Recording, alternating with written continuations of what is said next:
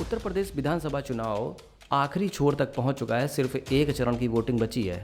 सरकार किसकी बन रही है इसका तो अभी इंतजार है, लेकिन नौकरशाही में हलचल मच चुकी है। ताज़ा उदाहरण अयोध्या के डीएम आवास के बोर्ड के बदलते रंगों को लेकर है। रामनगरी में चल रही बड़ी बयार, लखनऊ अछूता कैसे रह सकता है। बड़े ब्यूरोक्रेट्स अखिलेश यादव से मुलाकात करने की कोशिश कर रहे हैं।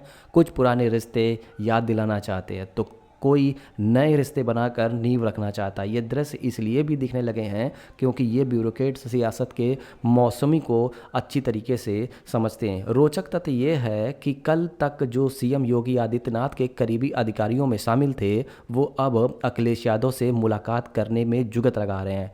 कोई तो सीधे फ़ोन करके बात कर रहा है तो कोई सहयोगियों के माध्यम से अखिलेश यादव तक पहुंचना चाह रहे हैं।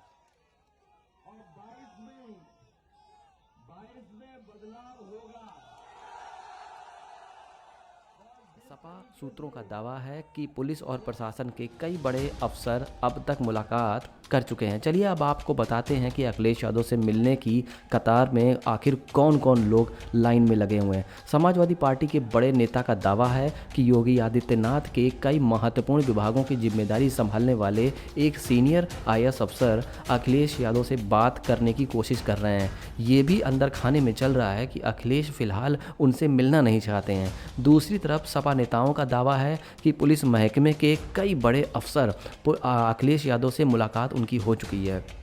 इस पर खास इशू पर भी उन्होंने चर्चा करी है। इसके साथ अखिलेश यादव की सरकार अगर जब बनती है तो उनको एक बड़ी जिम्मेदारी उनको दी जाए, और इसके साथ ही अखिलेश सरकार में बड़ी जिम्मेदारी संभालने वाली महिला आईएएस भी समाजवादी पार्टी के जो सुप्रीमो हैं, सपा सुप्रीमो हैं, उनके संपर्क में हैं। अब चर्चाएं ये भी चल रही हैं कि अखिलेश यादव सरकार के पंचम तल में रहने वाले अधिकारियों को लगता है कि सीएम जो है अखिलेश यादव दोबारा बन सकते हैं। और खबर ये भी है कि कुछ अधिकारी अखिलेश यादव से मुख्य सचिव रहे सीनियर आईएएस अधिकारी आलोक रंजन के जरिए अखिलेश खेमे में अपनी पैठ बनाने की कोशिश कर रहे हैं। आलोक रंजन फिलहाल अखिलेश यादव के बेहद करीबी और बहुत खास माने जाते हैं। अगर सपा सरकार बनती है तो इनको महत्वपूर्ण जिम्मेदारी मिल सकती है।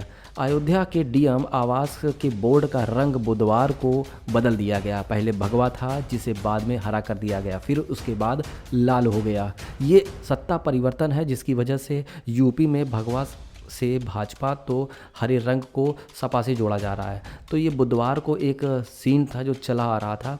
अब यूपी में रंगों की सियासत चलती चली आ रही है। आपको बता दें कि सियासत के रंगों का अपना एक अलग महत्व होता है। 2017 में उत्तर प्रदेश की सत्ता परिवर्तन के साथ ही यहाँ रंग बदलने चालू हो गए थे। सरकारी बिल्डिंगों से लेकर मंत्रियों आवास तक यहाँ रंग बदल दिए गए थे। रंगों में बदला कुर्सी, और कुर्सी में सजने वाला तौलिया तक का उस रंग बदल गया था। सड़क से लेके चाक चौराहों और पर लगे बोर्ड पर सब भगवामय हो गया था। यूपी में योगी आदित्यनाथ की सरकार बनी, उसके बाद डीएम आवास पे भगवा रंग उसको कर दिया गया। अयोध्या और बनारस के कई ऐसे भवन थे जिसको भगवा कर दिया गया था, लेकिन चुनाव के आखिरी पड़ाव में डीएम के बोर्ड के बदलने का सियासी जो पारा है वो चढ़ चुका है, और बदलाव की जो स्थिति है वो लोग कह रहे हैं। लोगों का यहाँ तक कहना है कि कई अधिकारी भी सियासी जो सियासत होता है उसके मौसम वैज्ञानिक होते हैं।